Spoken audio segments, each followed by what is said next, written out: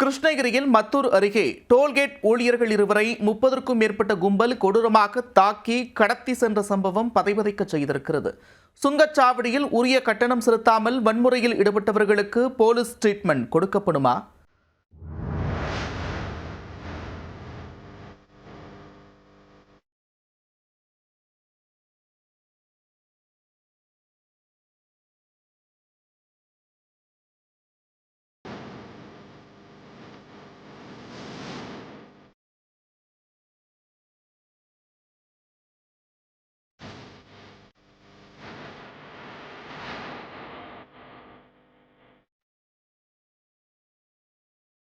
மாடு ஏற்றிக்கொண்டு சரக்கு வாகனத்தில் வந்தவர்களை நிறுத்தி டோல்கேட் கட்டணம் கேட்ட ஊழியர்களை அடாவடி கும்பல் கொலைவெறி தாக்குதல் நடத்தியுள்ளது.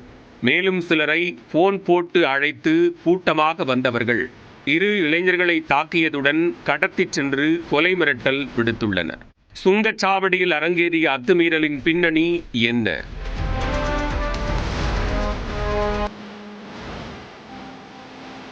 கிருஷ்ணகிரி மாவட்டம் மத்தூர் அருகே திருவண்ணாமலை சாலையில் டோல்கேட் அமைந்துள்ளது.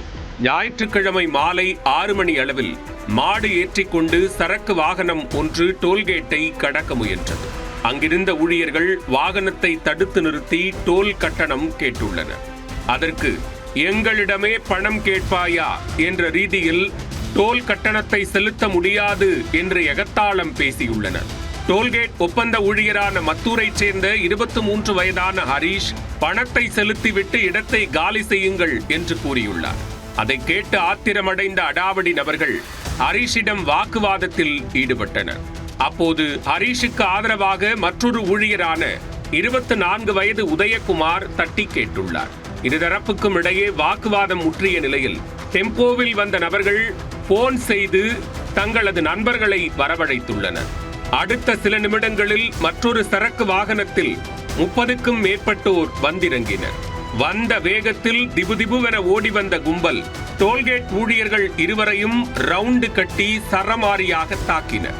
தொடர்ந்து இருவரையும் தரையில் தள்ளி ஆக்ரோஷமாக எட்டி உதைத்தனர்.